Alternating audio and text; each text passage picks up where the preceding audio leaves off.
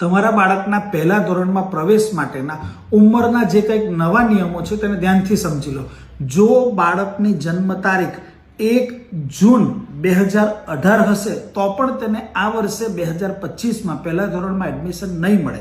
પહેલા ધોરણમાં પ્રવેશ માટે પ્રત્યેક બાળકના 1 જૂન 2025ના દિવસે 6 વર્ષ પૂર્ણ થઈ 7મા વર્ષની શરૂઆત થઈ ગયેલી હોવી જોઈએ. એનો મતલબ 2 જૂન 2018 થી 1 જૂન 2019 સુધી જેમની જન્મ તારીખ છે તે પ્રત્યેક બાળકને આ વર્ષે જૂન 2025 માટે થઈને પહેલા ધોરણમાં પ્રવેશ મળશે. એ ગુજરાતની કોઈ પણ શાળા હોય, કોઈ પણ માધ્યમની શાળા હોય, પ્રત્યેક માટે આ નિયમ સરખો છે. એ સિવાયની જન્મ તારીખવાળા બાળકો માટે ઉંમર મુજબ જે કંઈક ધોરણ આવતું હશે તેમાં પ્રવેશ મળશે.